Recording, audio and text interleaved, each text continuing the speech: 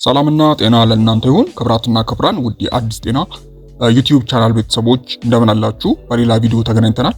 በዚህ ቪዲዮ ላይ የምንመለከተው እንግዲህ በእርግዝና ወቅት ላይ የጽንሱ ክብደትን በፍጥነት ለመጨመር የሚያስችሉ መንገዶች የምናየውናል። እንግዲህ አዲስ ለሚወለዱ ህጻናት ለወደፊቱ ለሚኖራቸው ጤናማ ህይወትና ፈጣን የአእምሮ እድገት አሁን ላይ ተገቢ የሆነ የክብደት መጠን መኖሩ በጣም ወሳኝ ጉዳይ ነው። ስለዚህ በእርግዝና ወቅት ላይ የጽንሱ ክብደት ክትትል በጣም አስፈላጊ ጉዳይ ነው ማለት ነው። እናም በዚህ ቪዲዮ ላይ እንግዲህ የጽንሱ ክብደትን በጣም በፍጥነት ለመጨመር የሚያስችሉ ቀላል መንገዶችን ወደ እናንተ የማደርስ ይሆናል ማለት ነው። እንግዲህ ከዛ በፊት ሁላችሁም ይህንን ቪዲዮ ላይክ በማድረግ ጀምሩ። እንዲሁም ለዚህ አስተማሪ ቻናል አዲስ ከሆናችሁ ሰብስክራይብ በማድረግ ቤተሰቡ ሁኑ እላለሁ። አሁን በቀጥታ ወደ ጉዳይ ሳልፍ በእርግዝና የመጀመሪያዎቹ 3 ወራት ውስጥ ጽንሱ አስፈላጊ የአካል ክፍሎች መፈጠሩን ተከትሎ ጠቃሚ እድገቶች ይካሄዳል። ይህ ጊዜ ለ12 ሳምንት የሚቆይ ሲሆን እንቁላሉ ከተጸነሰበት ጊዜ አንስቶ በማህፀን ግድግዳ ላይ እስከሚጣበቅ ድረስ ያለውን ያጠቃልላል ማለት ነው። በዚህ ጊዜ እንግዲህ የእጅና የእግር መፈጠር የሚጀምረው በመጀመሪያዎቹ ሳምንታት ሲሆን ከአእምሮ ከአከርካሪና ከልብ እድገት በተጨማሪ የልብ ምት በ5ኛው ሳምንት ውስጥ በግልጽ የሚታይ ይሆናል ማለት ነው። በ12ኛው ሳምንት መጨረሻ ማለትም 3ኛ ወር መጨረሻ ላይ የመራቢያ አካላት ሙሉ በሙሉ ተፈጥረዋል። በዚህ ደረጃ ጽንሱ በግምት 8 ሴንቲሜትር ሲረዝም ክብደቱ ደግሞ ወደ 28 ግራም የሚመዝን ይሆናል ማለት ነው። ስለዚህ ከዚህ በታች ከሆነ እንግዲህ የጽንሱ ክብደት ከሚጠበቀው በታች መሆኑን የሚያሳይ ነው ማለት ነው።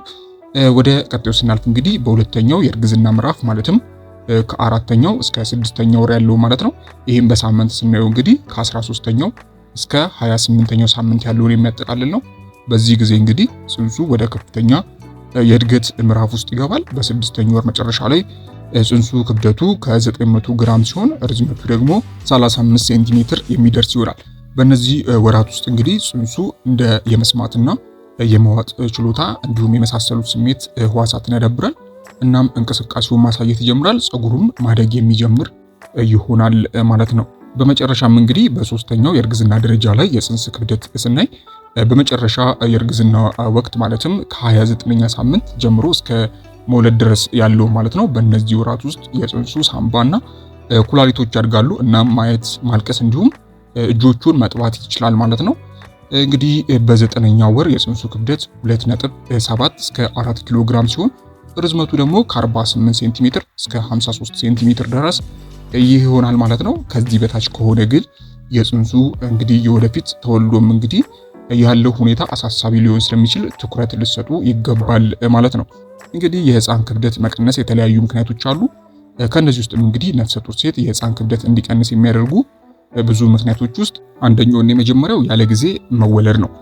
ሌላኛው የተመጣጠነ ምግብ እጥረት፣ በእናትየው ላይ ስር የሰደደ ሁኔታዎች ወይም ህመሞች፣ እንዲሁም ጄኔቲክስ ማለት የቤተሰብ ታሪክ በህፃኑ ክብደት ላይ ተጽዕኖ የሚያሳድር ይሆናል ማለት ነው። እነዚህ እንግዲህ በህፃኑ ላይ ዋነኛ ተጽዕኖ የሚያደርጉ ናቸው ማለት ነው። በተለይም በክብደቱ ላይ ማለት ነው። እንግዲህ ከዝቅተኛ ክብደት ጋር ተያይዞ የሚመጡ በጣም ከፍተኛ አደጋዎች አሉ። ከነዚህ ውስጥም እንግዲህ የመተንፈሻ አካላት ችግሮች ሊከሰቱ ይችላሉ። ማለትም ሳምቦች ሊጨነቁና ያላደጉ ሊመስሉ ይችላሉ። ሌላው ኢንፌክሽን ነው። እንግዲህ ከበሽታ የመከላከል አቅም ጋር በተያያዘ ደካማ የበሽታ መከላከያ ስርዓት በአንድ ስብስብ ውስጥ ወደ በሽታ ሊያመራ ይችላል ማለት ነው። ሌላው የሙቀት መቆጣጠሪያ ችግሮች ሊከሰቱ ይችላሉ። እንዲሁም በሁሉም የሰውነት ክፍሎች ላይ የእድገት መዘግየት ሊፈጠር ይችላል ማለት ነው። እነዚህ እንግዲህ ከዝቅተኛ ክብደት ይዞ ከመወለድ ጋር ተያይዞ የሚመጡ ችግሮች ነው ማለት ነው። እንግዲህ እነዚህን ችግሮች አስቀድሞ በእርግዝና ወቅት ላይ ለመከላከል እንግዲህ የተለያዩ መንገዶች አሉ። ከዚህ ውስጥም እንግዲህ የመጀመሪያው ጤናማ እና የተመጣጠነ አመጋገብ መከተል ነው። በእርግዝና ወቅት እንግዲህ ጤናማና የተመጣጠነ ምግብ መመገብ የጽንሱን ጤናማ እድገት ለመደገፍ እጅግ በጣም አስፈላጊ ነው። ነፍሰ ጡር እናት በቀን ከ200 እስከ 290 ካሎሪን የሚያቀርብላትን ምግብ ትፈልጋለች። እነዚህ ካሎሪዎች በሁለተኛውና በሶስተኛው ምዕራፍ ውስጥ በ340 ካሎሪን በመጨረሻው እንዲሁም ማለትም በሶስተኛው ምዕራፍ ላይ 450 ካሎሪን መሆን አለበት ማለት ነው። እንግዲህ ጽንሱ በእድገቱ ወቅት የቪታሚኖችና የማዕድናት እጥረት ሲያጋጥማቸው ትክክለኛውን ክብደትና ቁመት ላይደርስ ይችላል። ስለዚህ የጽንሱ ጤናማ እድገት የሚያበረታቱ ምግቦች አሉ። ከነዚህ ውስጥም እንግዲህ አንደኛውና የመጀመሪያው እርጎ ነው። እርጎ እንግዲህ የፕሮቲንና የካልሲየም ምንጭ ሲሆን የፕሮባዮቲክስ ከያዘው በተጨማሪ ለነፍሰ ጡር እናትና ለጽንሱ ጠቃሚ ምግብን ያድርጓል ማለት ነው። ይህ የተመጣጠነ ንጥረ ነገር እንግዲህ በእርግዝና ወቅት የአመጋገብ ፍላጎቶችን ለማሟላት ይረዳል። እንዲሁም እንደ ቃርና የምግብ መፈጨት ችግር ያሉ ምልክቶችን ለማስታገስ አስተዋጽኦ የሚያደርግ ይሆናል። በዚህ ደረጃ የተለመዱ ሊሆኑ ይችላሉ። ጥቅሙን ለመጨመር አጃና አንዳንድ ፍራፍሬዎችን እርጎ ላይ ጨምራችሁ መመገብ ትችላላችሁ ማለት ነው። ሌላው አሳ ነው። እንግዲህ አሳ ለህፃኑ የአእምሮ እድገት ትልቅ ሚና የሚጫወቱ በኦሜጋ 3 ፋቲ አሲድ የበለጸገ በመሆኑ ለጽንሱ እድገት በጣም ጠቃሚ ነው ማለት ነው። እንዲሁም አሳዎች ለጽንሱ ቆዳ፣ ፀጉር፣ ጡንቻዎችና የተለያዩ ህዋሳቶች መፈጠር አስፈላጊ የሆነውን ፕሮቲን ይሰጣል። ነገር ግን አሳን ስትመገቡ መጠንቀቅ ያለባችሁ ከፍተኛ መጠን ያለውን ሜርኩሪ ማራቅ ይኖርባችኋል ማለት ነው። ሌሎች እንግዲህ ፍራፍሬዎችን መመገብ ሌላኛው ተመራጭ ነገር ነው። በተለይም ለውዝ እንግዲህ አይረን፣ ፖታሲየም፣ ማግኒዚየም እና ቫይታሚን ኢን ጨምሮ ከፍተኛ መጠን ያለው ጠቃሚ ንጥረ ነገር ይዟል። እንደ ስጋ እና እንቁላል ያሉ የፕሮቲን ምግቦች ለጽንስ ህብረ ህዋሳት ግንባታ አስተዋጽኦ ያደርጋሉ። እነሱንም መመገብ ወሳኝ ነው። ከዚህ በተጨማሪም በወይራ ዘይትና በጥራጥሬ ውስጥ የሚገኙ ጤናማ ቅባቶችን መጠቀም አስፈላጊ ነው። ይህም እንግዲህ የጽንሱንና የእናንተንም ጤና የሚደግፍ ይሆናል ማለት ነው። እንግዲህ ቪታሚኖችንም ለመውሰድ እንግዲህ ቁርጠኛ መሆን አለባችሁ። በእርግዝና ወቅት የጽንሱን ጤንነት ለመደገፍና መደበኛ እድገቱንና ጤናማ የሰውነት ክብደትን ለመጨመር ትልቅ ሚና ስለሚጫወቱ ከዶክተራችሁ ጋር ተማክራችሁ ቪታሚኖችን መውሰድ አስፈላጊ ነው ማለት ነው።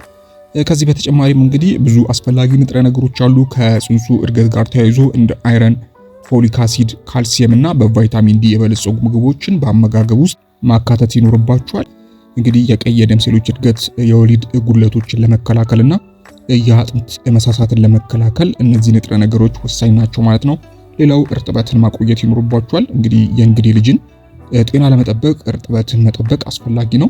ስለዚህ ብዙ ውሃ እና ሌሎች ጤናማ ፈሳሾችን መጠጣት ያስፈልጋል ማለት ነው። በየቀኑ በተለይ 2 ሊትር ውሃን መውሰድ አስፈላጊ ነው ማለት ነው። ሌላው እንግዲህ መደበኛ የአካል ብቃት እንቅስቃሴ ወይም ስፖርት መስራት ነው። የአካል ብቃት እንቅስቃሴ በተመለከተ እንግዲህ ዶክተራችሁን ተማክራችሁ መካከለኛ መጠን ያለው የአካል ብቃት እንቅስቃሴ ማድረግ አስፈላጊ ነው። እነዚህ የአካል ብቃት እንቅስቃሴ የሴቶችን አጠቃላይ ደህንነት የሚጠቅም የደም ፍሰትን የሚያሻሽልና የጽንሱን ጤና የሚያበረታታ ነው ማለት ነው። ከዚህም በተጨማሪም በቂ እረፍት ማድረግ ይኖርባችኋል። ድካም ሲሰማችሁ እረፍት አስፈላጊ ነው። ሌላው ጭንቀት መቀነስ አስፈላጊ ነው። ረዘም ላለ ጊዜ የሚቆይ ጭንቀት በጽንሱ ላይ ጉዳት ሊያስከትል ስለሚችል የጭንቀት ደረጃን ለመቀነስ ማሰላሰል ወይም ደግሞ ዮጋ እንዳሉ ስፖርቶች እንግዲህ ጭንቀታችሁ እንዲቀንስ ስለሚያደርግ ዮጋን ልምድ ማድረግ ይኖርባችኋል። እንዲሁም ዋና፣ መዋኘት ያሉ ቀለል ያሉ ስፖርቶችን ማከናወን ይኖርባችኋል ማለት ነው። እንዲሁም የቅድመ ወሊድ እንክብካቤም ሌላኛው ወሳኙ ጉዳይ ነው። በእርግዝናችሁና በሕፃናችሁ እድገት ላይ የሚከሰቱ ማንኛውም ችግሮችን ለመፈተሽ መደበኛ የቅድመ ወሊድ ክትትል ማድረግ አስፈላጊ ይሆናል ማለት ነው። ሌላው ክብደታችሁን መቆጣጠር ሌላኛው ወሳኙ ጉዳይ ነው። ከጽንሱ ክብደት ጋር ተያይዞ እንግዲህ የእናንተም ክብደት ወሳኝ ነው ማለት ነው።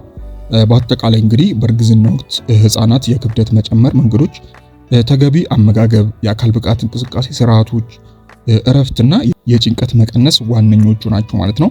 እነዚህን ነገሮች እንግዲህ ከቅድመ ወሊድ ክትትል ጋር አብራችሁ ስታደርጉ ጤናማ እርግዝናን ለማሳካትና እንዲሁም ለልጃችሁ የተሻለ እድገት እንዲያሳይ ለመርዳት ያስችላል ማለት ነው። እነዚህን እንግዲህ ሳትሰለቹ በቁርጠኝነት በማድረግ በጽንሱ ክብደት ላይ ለውጥን ማድረግ የምትችሉ ይሆናል ማለት ነው።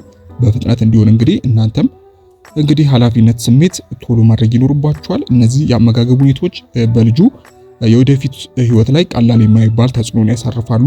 ስለዚህ ችላ ልትሉ አይገባም ማለት ነው። እንግዲህ ውድ ቤተሰቦች ከዚህ ጋር ተያይዞ ማንኛውም ጥያቄ ካላችሁ በታች በኮሜንት ማስፈሪያው ላይ ማስቀመጥ ትችላላችሁ። ለእያንዳንዳችሁ እመልሳለሁ። ሐሳብ አስተያየትም ካላችሁ ማስቀመጥ ትችላላችሁ አያይዛችሁ።